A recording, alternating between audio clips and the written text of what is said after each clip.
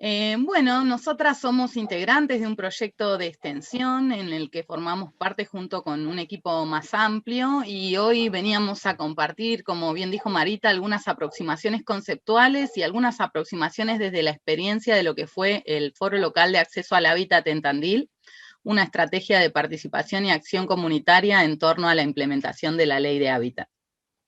Ahora Agustina va a comentar un poco cómo se estructura más o menos el orden de la presentación. Bueno, hola a todos, todas y todes. Pido que me confirmen si se está viendo bien la presentación. Perfecto. Como dijo Dana, nosotras somos parte del mismo grupo de extensión y lo que venimos a presentar va a ser de manera conjunta una serie de reflexiones en pos de pensar el acceso al hábitat, y es por este motivo que nuestra presentación en bloque, digamos, para hacerlo más dinámica, la dividimos en dos grandes ejes. Por un lado, el primer eje va a tratar de recuperar algunas reflexiones teóricas sobre un proceso integral de múltiples dimensiones, como es el acceso al hábitat, y para ello vamos a recuperar aspectos que tienen que ver con el problema de la vivienda, el acceso al hábitat y a la ciudad, el derecho a la ciudad, lógicas de producción del hábitat y problemáticas urbanas en ciudades medias.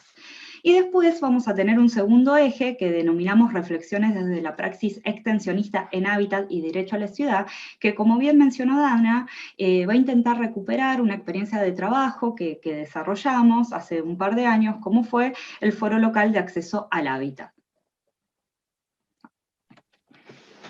Bien, una de las primeras cuestiones que nos interesaba traer a compartir con ustedes tiene que ver con cómo pensar el acceso justo al hábitat en relación a una de sus características principales, pero no la única, que es el problema de la vivienda. En muchas oportunidades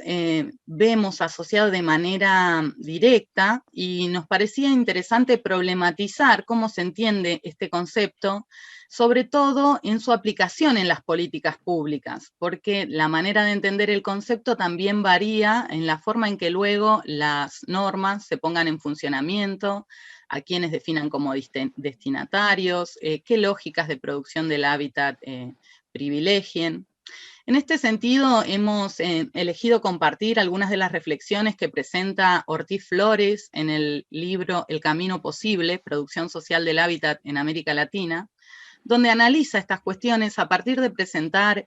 una serie de dicotomías en torno a la manera de interpretar conceptualmente el derecho a la vivienda. Por un lado, la reflexión central que él nos va a estar compartiendo tiene que ver con que la posibilidad de abrir espacios y eliminar obstáculos a las diferentes formas de producir vivienda dependen en gran medida del concepto de vivienda que se maneje.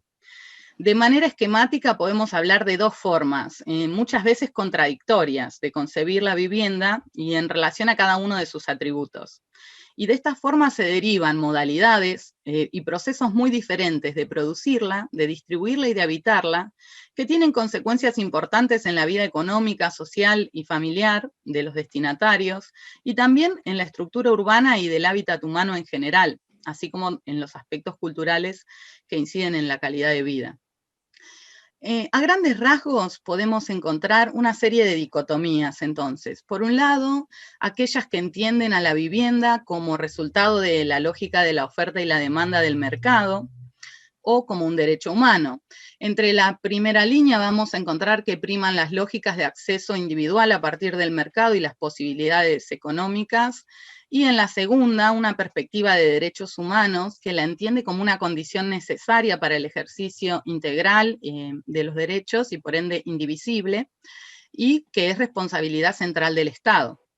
Por otra parte, tenemos enfoques que analizan la vivienda como un satisfactor social o como mercancía, bastante ligados a esta primer lógica del mercado, y otros que la analizan como un bien de uso, donde lo que se privilegia es la vivienda como una condición de posibilidad para el ejercicio de la vida humana. Por otro lado, encontramos una dicotomía también entre la interpretación o la definición de la vivienda como un producto terminado o como un proceso. Esto principalmente presenta dificultades en el momento de pensar la flexibilidad y la adaptabilidad de la vivienda a los procesos de cambio colectivo, social y contextual de las comunidades. Cuando la vivienda se piensa como un producto terminado, no tiene esta flexibilidad, mientras que cuando se piensa como un proceso, admite la posibilidad de irse reconfigurando en función de la reconfiguración que surjan de las comunidades y las necesidades sociales.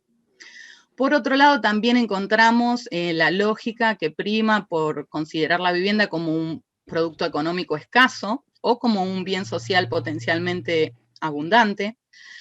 En este sentido, encontramos, por ejemplo, las interpretaciones que se dedican a medir estimaciones del déficit habitacional, de la cantidad de viviendas construidas,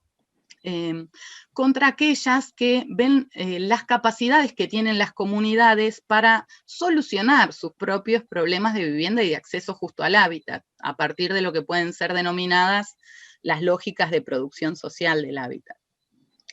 También encontramos otra dicotomía que presenta este autor entre la interpretación de la vivienda como un objeto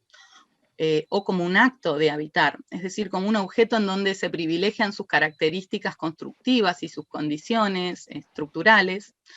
y como un acto de habitar en donde se la contempla como una diversidad de formas de habitar, que tiene que tener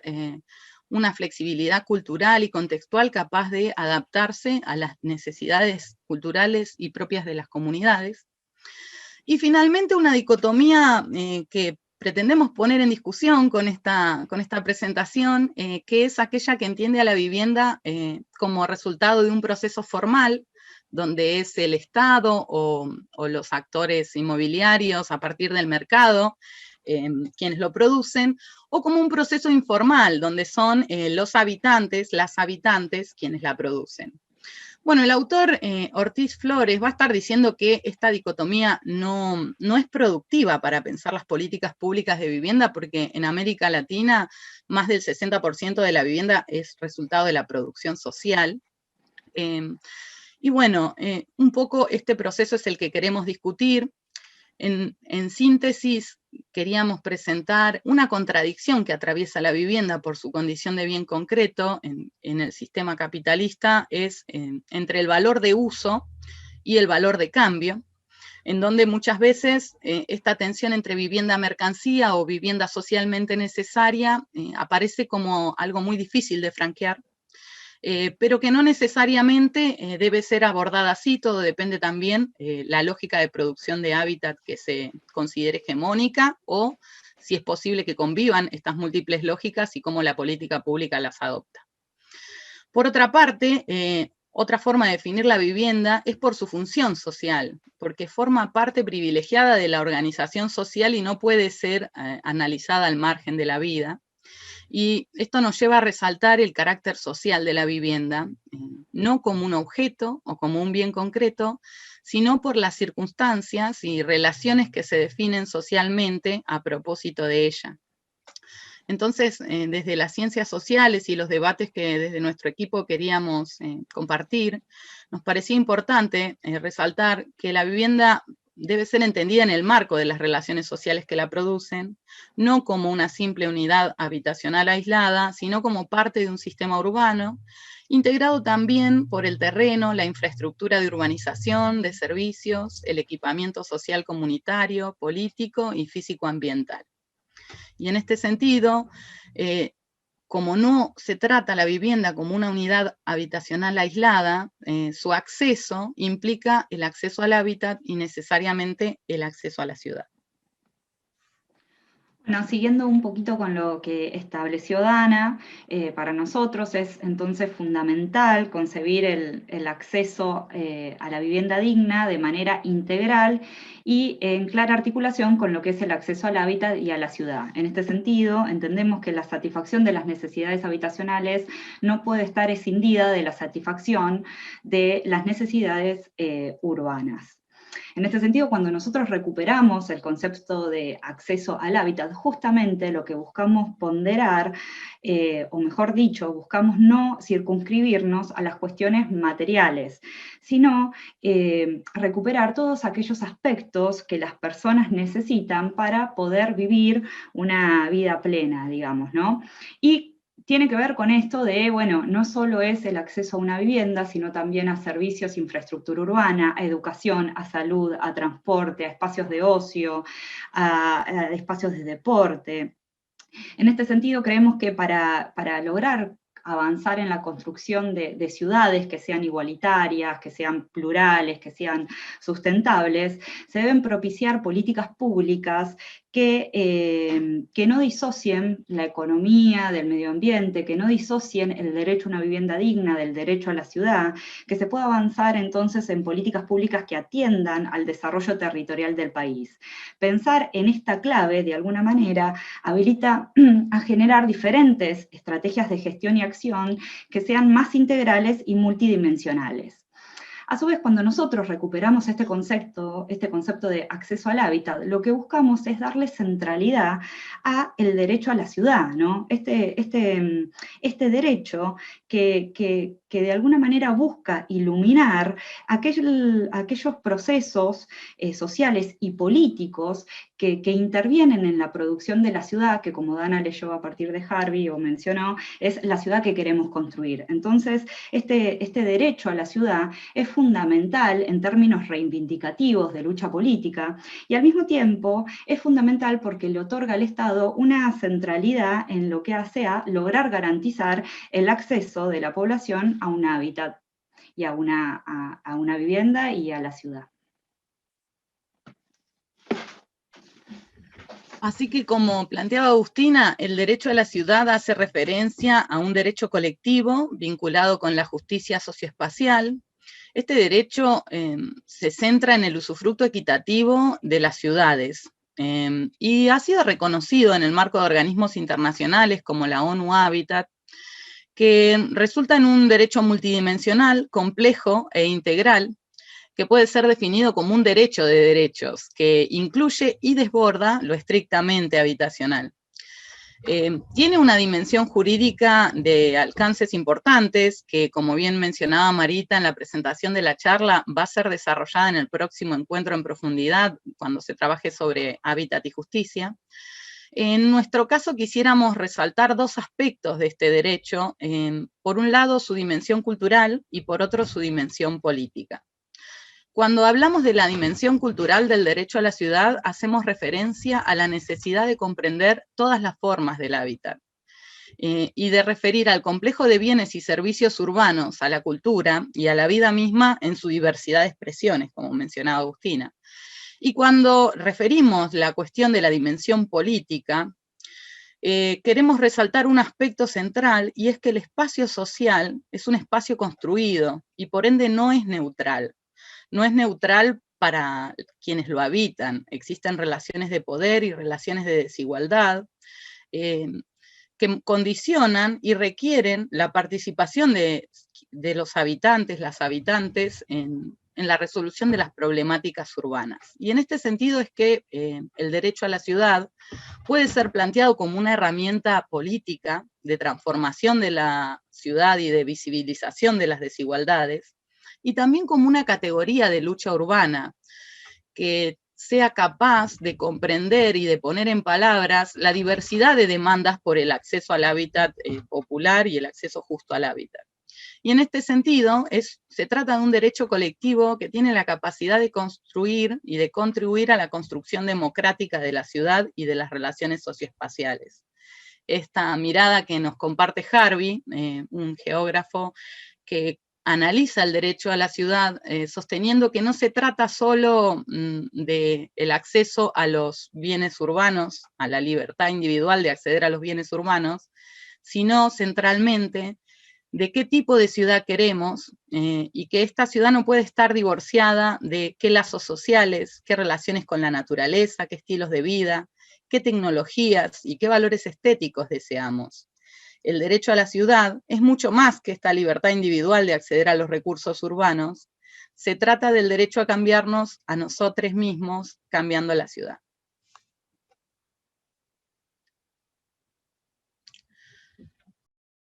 Bueno, por ahí ahora lo que nosotras queríamos hacer referencia en esta exposición tiene que ver con esto que Dana mencionó en generales de lógicas de producción del hábitat que operan en nuestro país, desde finales del siglo XIX. En Argentina, de alguna manera, conviven tres lógicas que hacen a esta producción del hábitat. Por un lado tenemos la lógica del Estado, que básicamente la podríamos definir como la implementación de políticas habitacionales, más allá de las particularidades que han adoptado estas políticas habitacionales a lo largo de los gobiernos, un aspecto general que las atraviesa tiene que ver con concentrarse en la generación de viviendas nuevas, llave en mano. Muchas veces, inclusive, estos planes, estas políticas habitacionales se localizan en las periferias de las ciudades, en suelos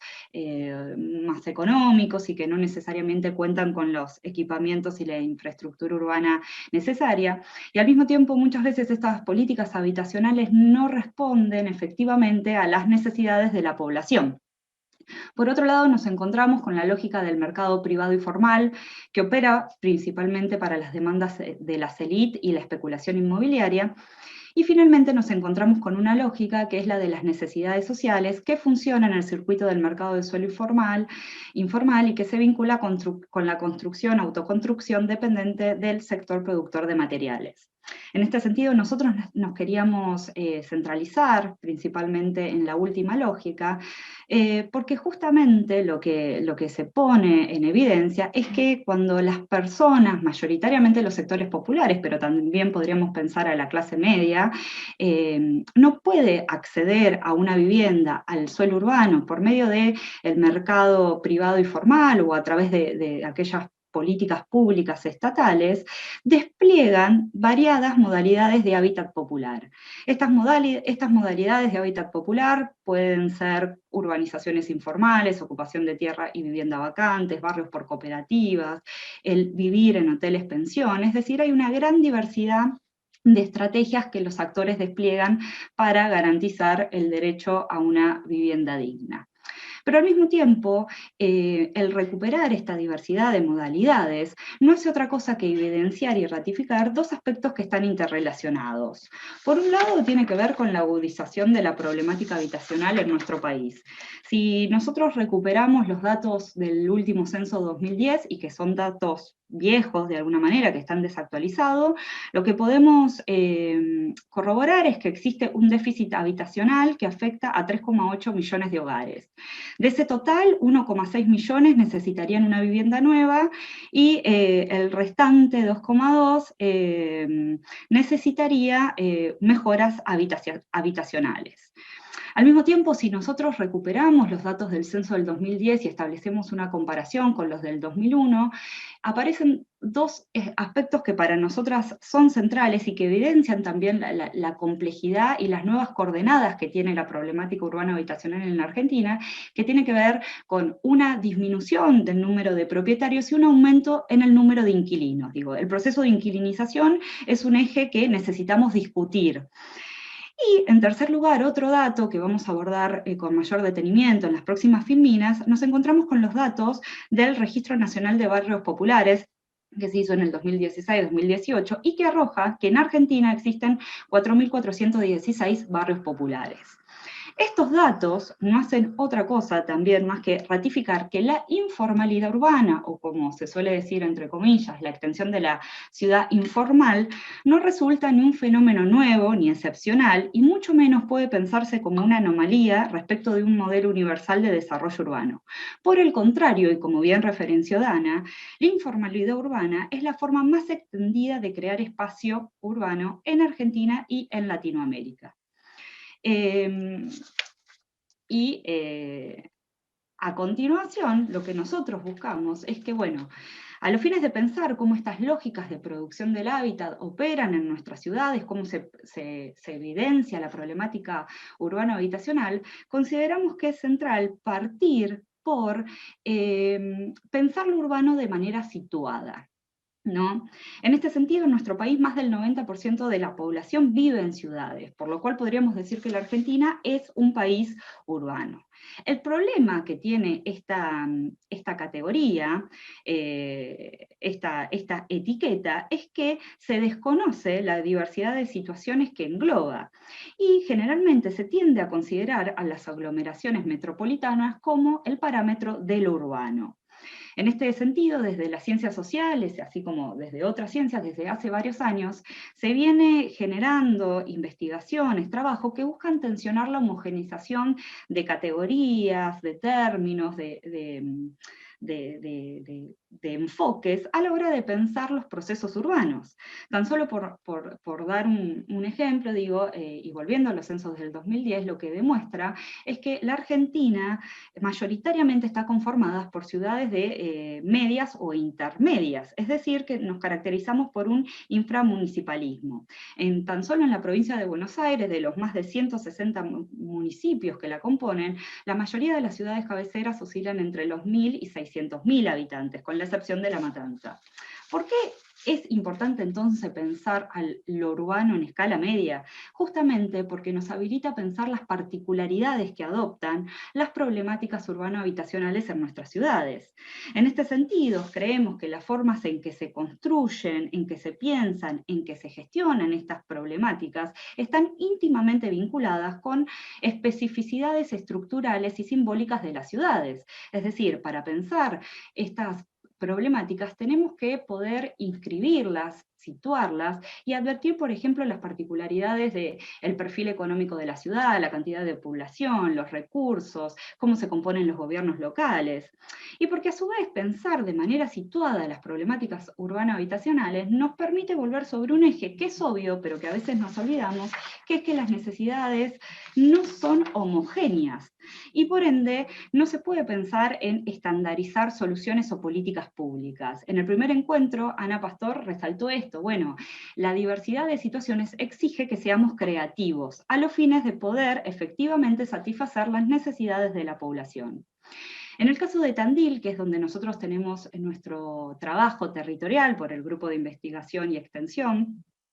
lo que observamos es que en los últimos años el crecimiento, se viene produciendo un crecimiento del déficit habitacional, lo cual fue acompañado por dinámicas de segregación espacial de la población, por fragmentación y polarización territorial, por una valorización diferencial del suelo urbano, por procesos de privatización y mercantilización del espacio público, por también un incremento de la población inquilina y un fuerte aumento de la informalidad urbana.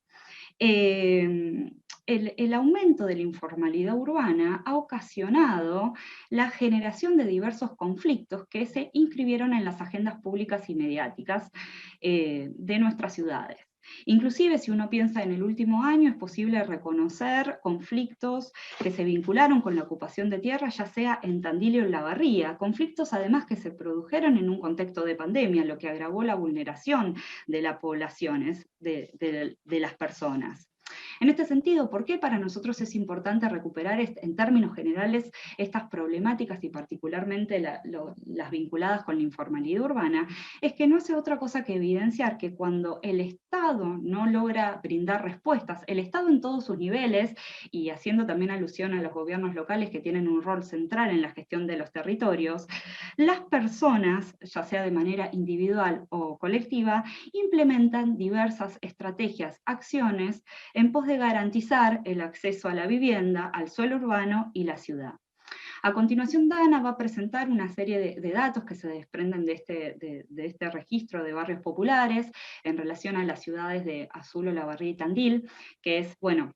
inicialmente las ciudades que se pensaron para abordar en estos tres encuentros, pero lo interesante de estos datos justamente es que permite tensionar ciertos imaginarios urbanos que persisten al día de hoy y que conciben estos fenómenos de informalidad muchas veces como elementos externos o ausentes o poco frecuentes que amenazan negativamente las dinámicas urbanas. Lejos de ser, de nuevo, fenómenos excepcionales, son fenómenos que que tienen una historia y que en los últimos años se vienen incrementando. Bien, como mencionaba Agustina, para ejemplificar un poco y bajar al territorio esta categoría de la informalidad urbana y particularmente de los asentamientos y barrios populares, nos hemos valido de dos registros que sistematizan la información disponible a nivel nacional. Por un lado, el relevamiento nacional de barrios populares que se realizó entre 2016 y 2018 por Jefatura del Gabinete de Ministros, ANSES, y un convenio con organizaciones sociales, entre las que se encuentran la CETEP, la CCC, Barrios de Pie, Techo y Cáritas. Y por otro lado, un mapa de infraestructura de datos espaciales que fue elaborado con la espacialización de todas estas referencias de los barrios y sus características constructivas, de dominio, de acceso a servicios e infraestructura, con muchísima información. Estos lo pueden encontrar en internet en los sitios que están aquí mencionados, www.argentina.gov.ar/barrios populares, y este es el de la infraestructura de datos espaciales, que es riquísima, mapa.poblaciones.org/map. ¿Sí? En ese buscador ustedes ponen RENAVAP, RENAV, y les van a aparecer todos los asentamientos a nivel nacional mapeados respectivamente en cada provincia. Aquí hemos traído una síntesis, como decía Agustina, de 3 ciudades, que son las 3 que tomaron foco en este primer diseño del ciclo, porque son el área de influencia de la Defensoría. En su momento así fue que se definió inicialmente, y si bien busqué luego del primer encuentro más información sobre otros municipios del interior de la provincia de Buenos Aires, no en todos están cargados para la fecha de este relevamiento la existencia de barrios populares. Así que hecha esta pequeña aclaración, queríamos compartir que, bueno, vemos que tanto Azul como La Barría tienen un total de 7 asentamientos, mientras que en Tandil se encuentra un total de 10 asentamientos. La cantidad de familias que residen en ellos es muy variable. Por supuesto, estos son datos del 2018, han pasado 3 años, pueden ser números mayores. Pero encontramos que, bueno, en Olavarría se trata de 193 familias, en Azul de 332 y en Tandil de 1.397 familias. Un dato importante a resaltar es que la suma del total de los asentamientos en ninguno de los casos excede la extensión de 1 kilómetro cuadrado de ciudad. Por ende, que es una dimensión territorialmente abordable, en cierta manera. Y después, otras características comunes tienen que ver con la ubicación en los márgenes del ejido urbano. Para poder verlo en cada una de las ciudades, este es el caso de Azul. En Azul encontramos, bueno, una diversidad tanto en la extensión como en la cantidad de familias que residen en los asentamientos, siendo el barrio más pequeño Urioste, de 14 familias, y el barrio más grande, San Francisco de Asís, donde residían 129 familias. Un dato importante es esta cuestión de la ubicación en los márgenes de los asentamientos. Es decir, en los lugares donde tienen menos acceso a la infraestructura social comunitaria, a las áreas de esparcimiento en la proximidad barrial, que en estas épocas de aislamiento y de distanciamiento social ha demostrado ser un aspecto muy significativo. Y otro punto, por supuesto, que tienen un acceso eficiente en términos de infraestructura, de servicios, siendo el agua uno de los factores más importantes resaltados, pero también el acceso al transporte público. Acá podemos ver el caso de Olavarría, donde también se repite más o menos un patrón. La ruta aparece como un corredor que divide parte de la mancha urbana, situándose en muchos casos en el área norte de la ruta, en varios asentamientos. En las 3 ciudades sucede lo mismo, no es casualidad. Y bueno, en el caso de Olavarría vemos que los barrios son mucho más pequeños en cantidad de habitantes. Esto es un dato que me parece muy interesante, sobre todo para visibilizar también de dónde surgen los conflictos urbanos y los casos de ocupación. porque cuando hay experiencias de producción social del hábitat en desarrollo que no cuentan con un acompañamiento de la política pública, las familias necesitan acceder a la tierra y van a hacerlo a partir de la estrategia que encuentren más accesible. En este caso vemos también extensiones de barrios en Olavarría. Francisco Moreno es el barrio más pequeño, con 20 familias asentadas, mientras que el barrio Eucaliptus es el más grande, con una extensión de 110 familias. En el caso de Tandil encontramos una diversidad quizá un poco más amplia, porque están esparcidos en un arco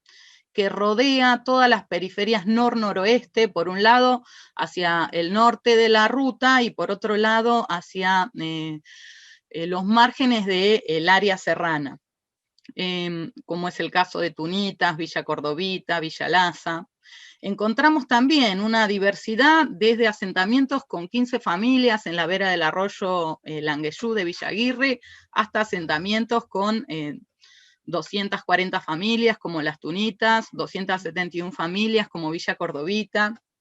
En síntesis, lo que nos interesaba compartir a partir de estos datos era un referente empírico para ver y poner sobre la mesa cómo son nuestras ciudades medias, cómo son estos procesos de informalidad urbana, cómo son las lógicas de producción social del hábitat, y de qué manera las herramientas de las políticas públicas deben de alguna manera desarrollar estrategias creativas o soluciones que contemplen esta diversidad de necesidades que no son homogéneas, porque no todos los barrios y asentamientos se encuentran en el mismo grado de consolidación. Es claro que a lo largo del tiempo el grado de consolidación y de integración sociourbana, en parte por la acción propia de los habitantes y en parte por la acción del Estado, muestra avances. Pero bueno, nos parecía importante resaltar esta cuestión de la ubicación o una característica incipiente que puede llamarse conurbación o periurbanización, que es decir, los barrios populares y asentamientos ubicados en los márgenes de la ciudad, donde no tienen acceso a la calidad de vida urbana, al conjunto de beneficios que hacen al derecho a la ciudad, sobre todo en contexto de movilidad social reducida. Durante el aislamiento y el distanciamiento social se ha visto recrudecido la desigualdad socioespacial, porque la movilidad de las personas estaba restringida hacia 500 metros de su vivienda en muchos casos. Y en la mayoría de estos barrios populares no se cuenta con centros de atención de salud, espacios de esparcimiento, lugares para que las infancias desarrollen actividades al aire libre. Bueno, un montón de problemáticas que hacen a pensar la ciudad y la calidad de vida urbana en una dimensión integral, como mencionábamos. Y otro de los aspectos que surge también es el acceso a las líneas de transporte y a la movilidad urbana como un elemento más del derecho a la ciudad que muchas veces aparece invisibilizado. No hay que pensar solo la localización de la desigualdad urbana, sino la posibilidad de movilidad y circulación de la población, porque, por ejemplo, en el acceso a las prestaciones sociales, a la asistencia, a las políticas públicas, muchas veces se requiere movilizarse del barrio al centro, y bueno, si no se cuenta con transporte público, por supuesto que esto se ve muy limitado. Estas eran algunas de las reflexiones generales. Les invitamos, si quieren profundizar, a que busquen la fuente y la puedan leer con detenimiento, pero características que nos parecen comunes a este fenómeno de las ciudades medias que mencionaba Agustina.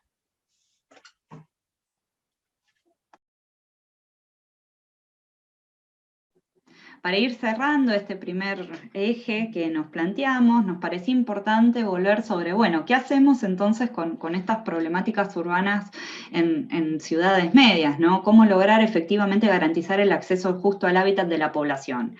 Y a partir de los datos más pormenorizados que brindó Dana, queremos destacar una serie de cuestiones. En primer lugar, la cuestión de la escala, la noción de escala de nuestras ciudades, en tanto hace accesible y gobernable estas problemáticas, estas situaciones. Digo,